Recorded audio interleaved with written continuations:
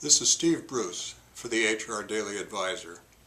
This video is the 10th in our Hiring 101 series. It's about how to conduct meaningful reference checks. Reference checks and other background checks are important for verifying information and impressions that you get from the interview, and for ensuring that you're aware of any serious problems in the candidate's past. Think of it as due diligence for hiring. These checks, in addition to helping you with your evaluation of the candidate, will also help to protect from negligence lawsuits.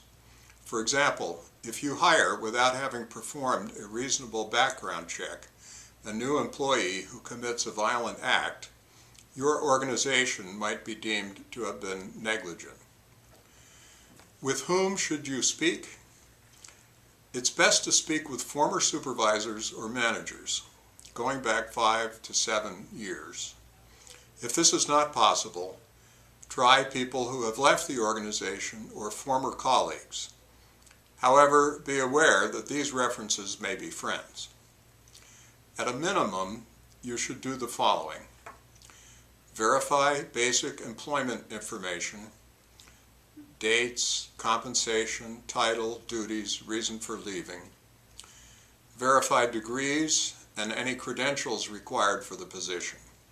Explore performance. How did this person's performance compare with that of others in the position?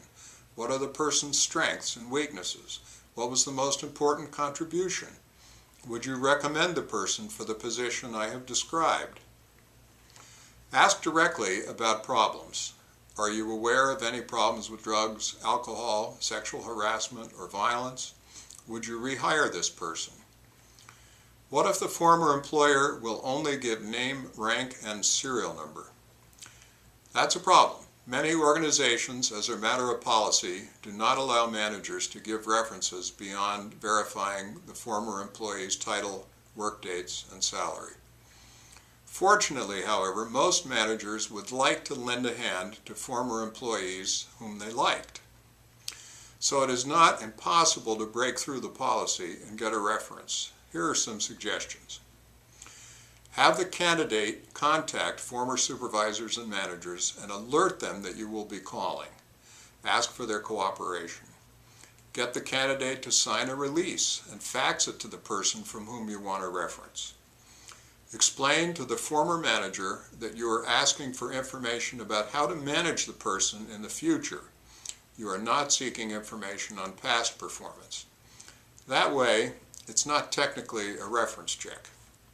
Finally, you can play hardball. Say, I will have to eliminate this candidate from further consideration if I cannot get your reference.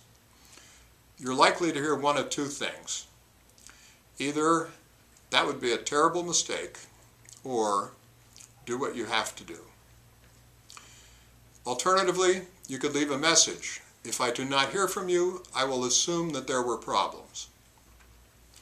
If all this fails and you cannot get a reference at all, try to get copies of performance appraisals. Should you do a social media background check? It's not recommended at the beginning of the hiring process. It's just too likely that you'll find out information that you don't want about protected characteristics. Many experts now, however, recommend doing a social media check for final candidates. In any event, document your good faith efforts even if you don't get a reference. That alone may stave off a lawsuit for negligence should the candidate create problems after being hired. Your final check is to compare all of the information you have. Is the information you gained during the reference and background checks consistent with the information contained in the application and obtained during interviews? If there are inconsistencies, you must resolve them. It's annoying at this stage in the hiring process, but it is better to investigate potential problems before issuing an offer of employment. For a modest fee, agencies who specialize in this work will perform background checks for you.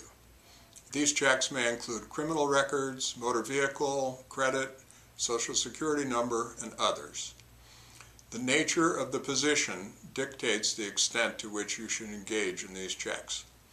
People who handle money or securities, or who are involved in public safety, for example, bus drivers, and those who have unsupervised access to vulnerable populations, for example, child care workers or installers, should be subjected to in-depth background checks. Fees for background checks are a small price to pay for the important benefits they bring.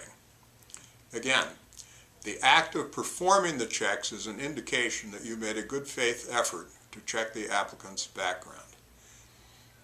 Be sure to see the next and last video in our Hiring 101 series about making an offer that the candidate cannot refuse.